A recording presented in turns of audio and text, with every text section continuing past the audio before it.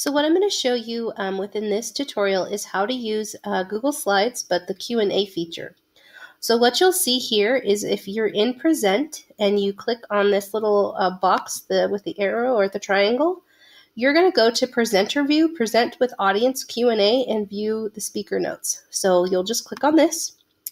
And what you're going to have is a pop-up window appear, and this will kind of allow you to keep track of where you're at within your slides presentation. So what your students will see if you are maybe using Zoom or Hangouts, you have the ability to share your screen with your students. So what's nice about this is when you first create this and you allow for the Q&A, you do have to go ahead and set up audience tools. So you're right here. You're going to either continue a recent one that you made, or you're going to start new. So what you'll do, or what you'll have to do, is you can display this to students, and they're going to use this URL to go ahead and activate that. So this was an old one that I used. So they have to type this in.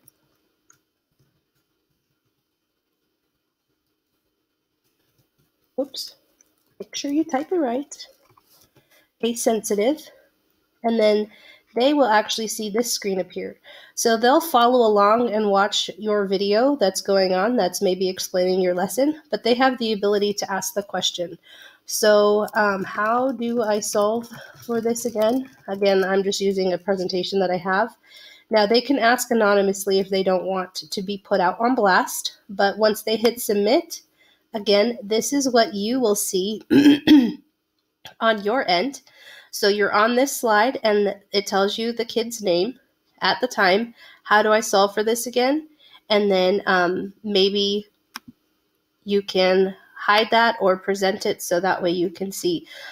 So that's a feature that's wonderful that you can use. So Google Q&A, it's actually just under slides, and that was just the fastest way that I could show you how to use it. And then as you navigate, let me go ahead and bring this screen up and minimize it a little bit more so you can see. So what's nice about this is if you click next, you're in control of advancing the slides. So your students aren't necessarily controlling the slides. You're the one who's doing that. And as you continue to navigate through your slides, they can continue to ask questions. So you can go ahead and do that if you're doing maybe like a live broadcast. So that's kind of nice. So I hope that you find this tutorial helpful. If you have any questions on how to use this, or if you're having any troubleshooting, let me know. I'll be happy to help. Thanks.